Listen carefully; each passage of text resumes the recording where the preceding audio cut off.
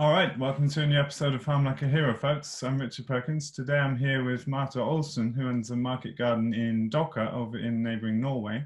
Starting up small whilst working off the farm and developing the farm over the past few years, the production's now around 2,000 meters squared.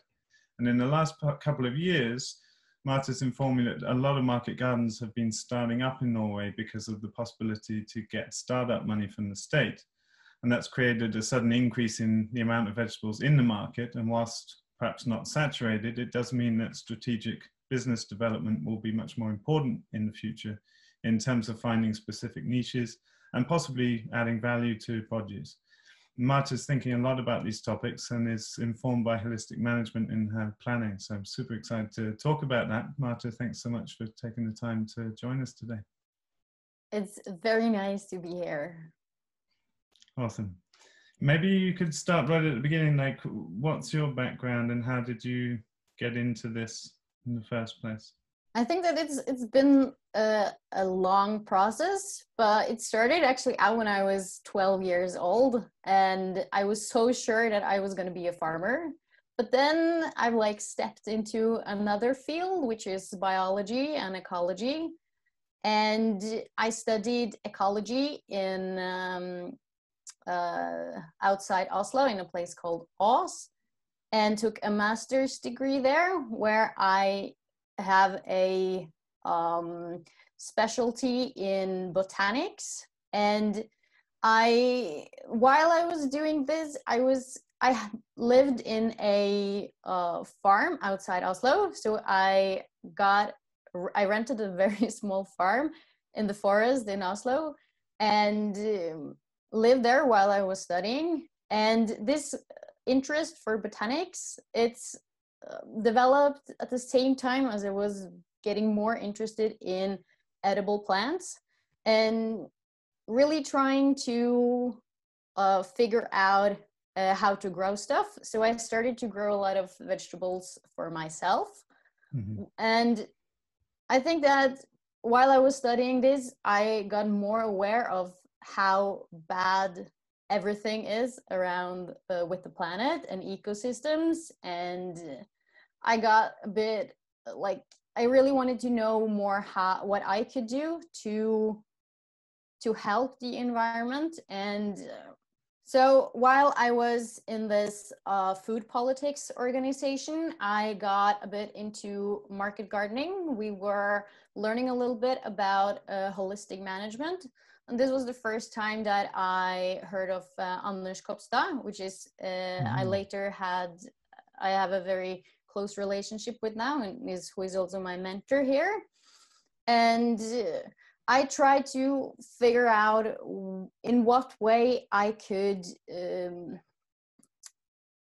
me as a person, could really help the environment, and the way that I think that we will always need to produce food, and that would always be necessary. So it was, if I was to do anything, it seemed natural to me to start with food production.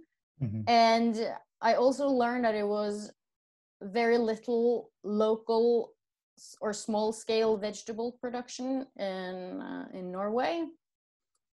So I kind of tried to learn a bit more about this.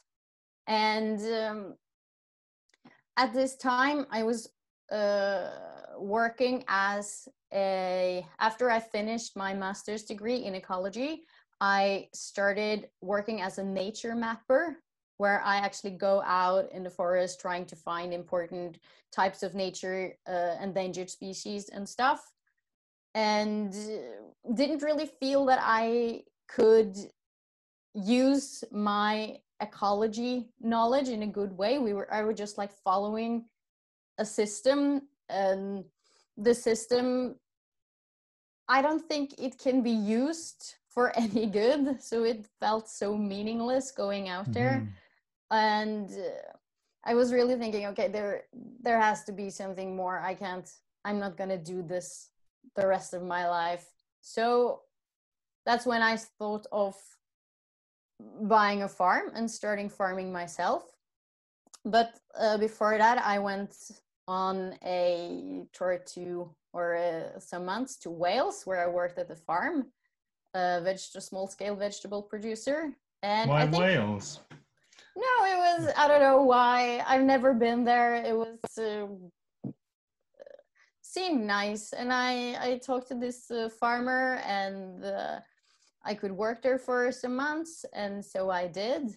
But I think what I actually learned from there was how to not farm, because it was it was very chaotic, and it was he had like one piece of my pecs that fitted only one bed, and then there was another piece that only fitted there, and he was the only one that had really like knowledge of where stuff would go. And it was we were a few people that were working there, and it was such chaotic, and there was so much weeds. We actually spent 2 whole days digging with a spade by hand a whole polytunnel, and it was like, why are we doing this?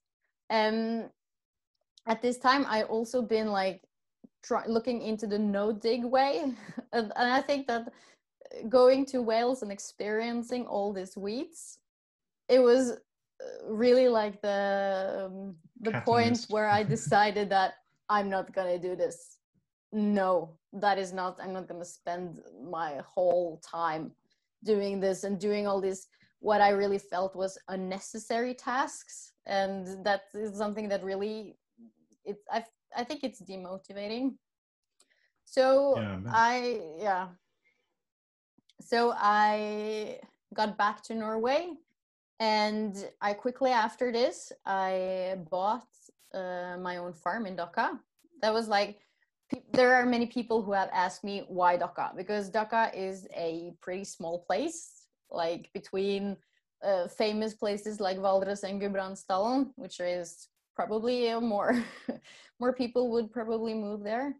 But I knew some people here, and I also were able to get a job as a biologist here.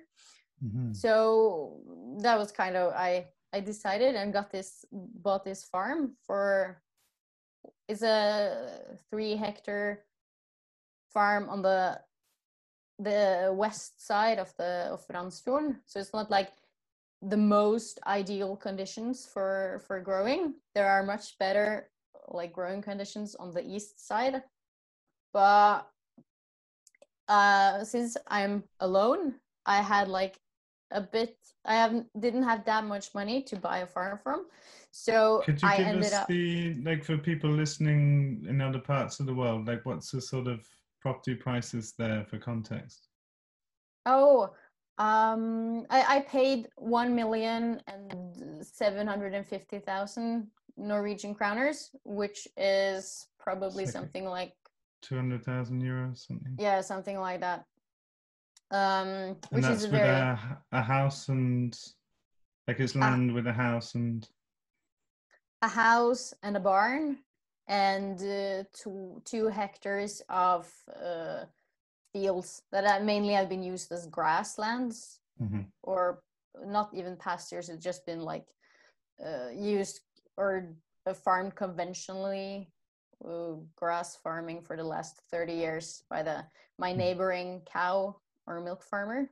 I bought this in the spring of 2019, and I don't know, maybe a person that would be a more planner sort of type would have waited 1 year until they start. But I thought, why not just try and start, even though it's almost June.